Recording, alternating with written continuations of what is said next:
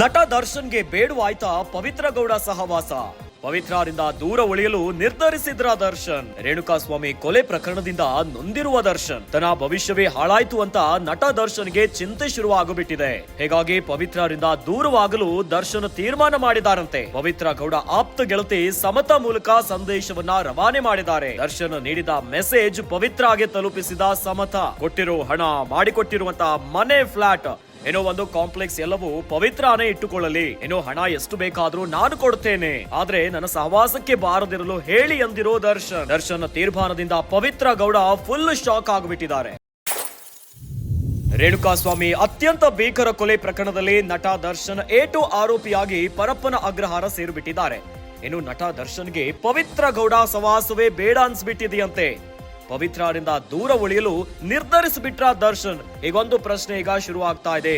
ರೇಣುಕಾಸ್ವಾಮಿ ಕೊಲೆ ಪ್ರಕರಣದಿಂದ ದರ್ಶನ್ ನೊಂದು ಬಿಟ್ಟಿದ್ದಾರಂತೆ. ಏನೋ ತನ್ನ ಭವಿಷ್ಯವೇ ಹಾಳಾಯ್ತು ಅಂತ ನಟ ದರ್ಶನ್ಗೆ ಈಗ ಚಿಂತೆ ಶುರುವಾಗುಬಿಟ್ಟಿದೆ.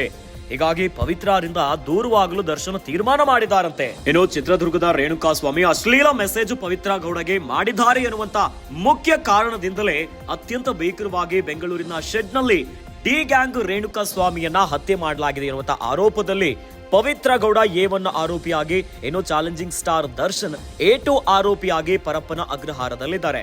ಇದೇ ವಿಚಾರ ಕುರಿತಂತೆ ಈಗ ಪವಿತ್ರ ಗೌಡ ಆಪ್ತ ಗೆಳತಿಯಾಗಿರುವಂತಹ ಸಮತಾ ಮೂಲಕ ದರ್ಶನ್ ಸಂದೇಶವನ್ನ ಕಳಿಸಿದಾರಂತೆ. ದರ್ಶನ್ ನೀಡಿದ ಮೆಸೇಜ್ ಪವಿತ್ರಾಗೆ ಸಮತಾ ತಲುಪಿಸ್ಬಿಟ್ಟಿದಾರಂತೆ. ಏನು ದರ್ಶನ ಪವಿತ್ರ ಗೌಡಗೆ ಕೊಟ್ಟಿರುವಂತಹ ಹಣ, ಏನು ಮಾಡಿಕೊಟ್ಟಿರುವಂತಹ ಮನೆ, ಫ್ಲಾಟ್, ಒಂದು ಕಾಂಪ್ಲೆಕ್ಸ್ ಎಲ್ಲವೂ ಪವಿತ್ರನೇ ಇಟ್ಟುಕೊಳ್ಳಲಿ. ಪವಿತ್ರ ಗೌಡರಿಂದ ನನ್ನ ನೆಮ್ಮದಿ ಹಾಳಾಗುಬಿಟ್ಟಿದೆ. ಇದೀಗ ಜೈಲು ಸೇರುವಂತಹ ಪರಿಸ್ಥಿತಿ ಎದುರಾಗಿದೆ. ಇನ್ನು ಎಷ್ಟು ಹಣ ಬೇಕಾದ್ರೂ ನಾನು ಕೊಡ್ತೇನೆ, ಆದ್ರೆ ನನ್ನ ಸವಾಸಕ್ಕೆ ಬಾರದಿರಲು ಹೇಳಿ ಅಂತ ದರ್ಶನ ಹೇಳಿದಾರಂತೆ.